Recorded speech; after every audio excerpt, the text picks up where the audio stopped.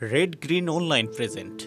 আমাদের দেশের যে প্রাকৃতিক অবস্থান, ভৌগোলিক অবস্থান, সেখানে আমরা দেখি আমাদের দেশটা সবসময় একটা ঝড় ঝঞ্ঝা বন্যা প্রাকৃতিক দুর্যোগের দেশ। এই দেশের মানুষকে রক্ষা করা এটাই আমাদের কর্তব্য। কাজে আমরা জলবায়ু পরিবর্তনের যে বিরূপ প্রভাব তার থেকে দেশকে আমরা মুক্ত করতে চাই, আর সেদিকে লক্ষ্য করে আমরা বিভিন্ন পদক্ষেপ নিই। যে পদক্ষেপগুলি জাতিপিতা বঙ্গবন্ধু শেখ মুজিব নিয়েছিলেন, তিনি 1972 সালে এই পরিবেশ সংরক্ষণের ব্যাপারে বিভিন্ন কর্মসূচি বাস্তবায়ন করেন, কর্ম পরিকল্পনা গ্রহণ করেন। ঢাকার রেসকোর্স ময়দান যেটা ছিল, সে রেসকোর্স বন্ধ করে দিয়ে সেখানে প্রথম বৃক্ষরোপণ করে সবুজ একটা সুন্দর আচ্ছাদন তৈরি করার পদক্ষেপ তিনি নেন। তাছাড়া 72 সালের 16 জুলাই সেখানে তিনি বৃক্ষরোপণ সপ্তাহ উদযাপন করেন, মানুষকে উদ্বুদ্ধ করেন ব্যাপকভাবে বৃক্ষ রোপণ করার জন্য। এবং 72 সালে উপকূলীয় বনায়ন তিনি সূচনা করেন। কক্সবাজারের সামনে আজকে যে ঝাউবন, সেই ঝাউবন জাতিপিতা বঙ্গবন্ধু শেখ মুজিবুর রহমানের উদ্যোগেই রোপণ করা হয়েছিল।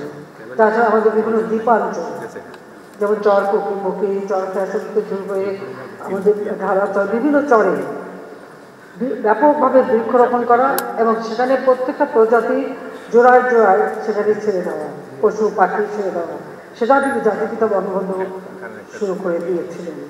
এবং আমাদের দেশে যেহেতু ঘূর্ণিঝড়, জলোচ্ছ্বাস, প্রাকৃতিক দুর্যোগ দেখা যায়, তিনি ভলান্টিয়ার নিয়োগ করে রেড ক্রস বা রেড ক্রিসেন্টের সাথে সমন্বয় করে তিনি এই ভলান্টিয়ার ট্রেনিং করা এবং দুর্যোগ মোকাবেলার জন্য ঘূর্ণিঝড় প্রস্তুতি কর্মসূচি তিনি গ্রহণ করেন এবং যার 1973 সালে উদ্বোধন করা হয়। তার জীবন সম্পদ রক্ষায় তিনি শুধু মানুষের জন্য না, মানুষের জন্য সাইক্লোন শেল্টার নির্মাণ করেন এবং মানুষ এবং পশু পাখি গৃহপালিত জীবজন্তু তাদের রক্ষার জন্য মাটি উঁচু ঢিপি করে তিনি সেই অবস্থানটা তৈরি করে দেন, যেটাকে স্থানীয়ভাবে মুজিব কেল্লা নামে পরিচিত। আমরা ব্যাপকভাবে এখন তা ঘূর্ণিঝড় আশ্রয়কেন্দ্র এবং মুজিব কেল্লা নির্মাণ করে যাচ্ছি। 73 সালে জাতির পিতা পানি দূষণ নিয়ন্ত্রণ অধ্যাদেশ জারি করেন এবং ওই বছরই পানি দূষণ নিয়ন্ত্রণ প্রকল্প গ্রহণ করা হয়। আজকে যে পরিবেশ অধিদপ্তর, সেটাও কিন্তু জাতির পিতায় যে পানি দূষণের জন্য যে ব্যবস্থা নিয়েছিলেন সেটাকে উন্নত করে পরিবেশ অধিদপ্তর তৈরি করা হয়।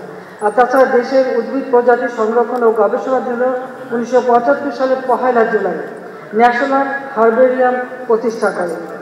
তিনি 1973 সালে Bangladesh wild life preservation order 1973 জারি করেন, যা পরবর্তীতে Bangladesh wild life preservation act 1974 হিসেবে অনুমোদিত হয়।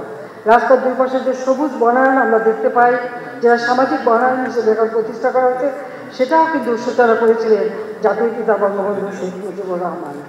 এই বিশেষ প্রতিবেদনটি যদি আপনাদের ভালো লেগে থাকে অথবা উপকৃত হন, তাহলে অবশ্যই এই চ্যানেলটি সাবস্ক্রাইব করুন এবং লাইক, কমেন্ট ও শেয়ার করে রেড গ্রিন অনলাইনের সাথেই থাকুন। Thanks to everyone. Red green online.